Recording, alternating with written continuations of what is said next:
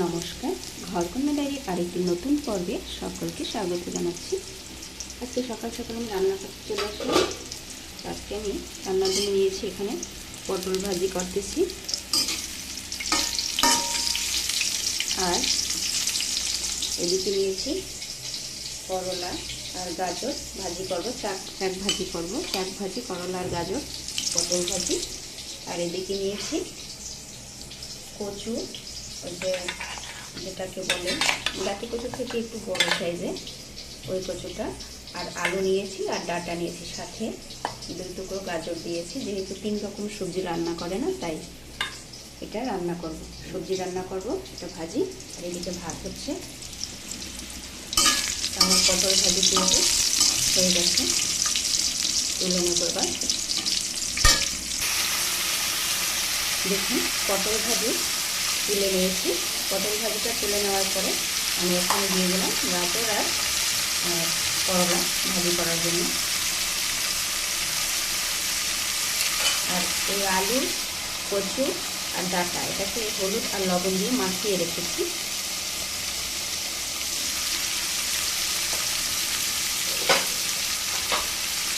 এই দিকে ভাত হচ্ছে, দেখুন।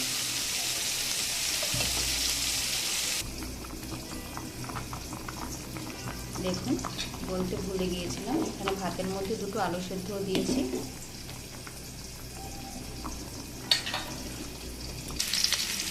দেখুন, আমার গাজর ও করলা ভাজি কিন্তু হয়ে গিয়েছে, ওকে তুলে নিচ্ছি এখন।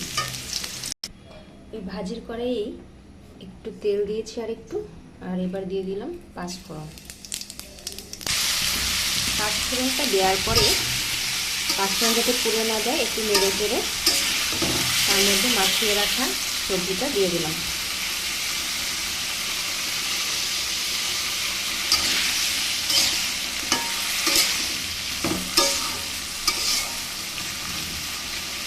সবজিটা যেহেতু মাখিয়ে রেখেছিলাম, একটু জল বের হয়েছে, অসুবিধা নেই। এরকম অবস্থায় আমি ঢাকা দিয়ে দেবো।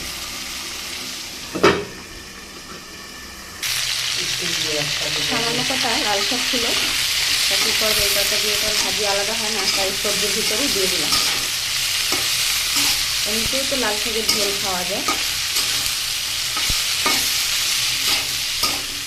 এই সবজির সাথে এটা সিদ্ধ হয়ে যাবে, অল্প কয়টা মজে গেলে আরও কমা যাবে।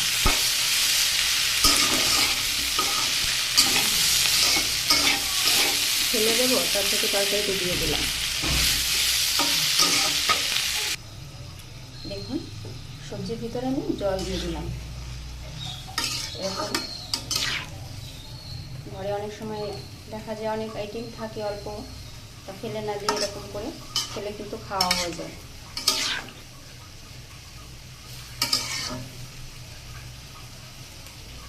আর যারা যারা এরকম নিরামিষ রান্না পছন্দ করেন, শাক সবজি খেতে পছন্দ করেন, তাদের কাছে এটা ভালো লাগবে, তাদের মুখে এটাই স্বাদ লাগবে।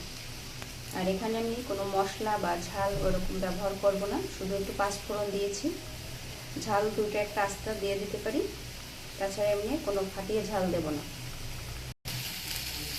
যেহেতু সবজিটা মাখানোর সময় আমি লবণ দিয়েছিলাম, তাই আমি আরেকটু সামান্য লবণ দেব, যেহেতু ঝোল দিয়েছি তাই। দিয়ে এবারে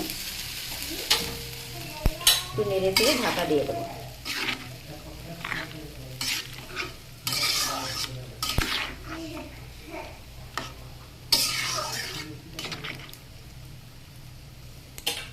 এবারে ঢাকা দিয়ে দিচ্ছি। তা আমি সবজিটাকে আরেকটু ফুটিয়ে নিয়ে ঝোলটা কমে গেলে তারপরে নামিয়ে নেব।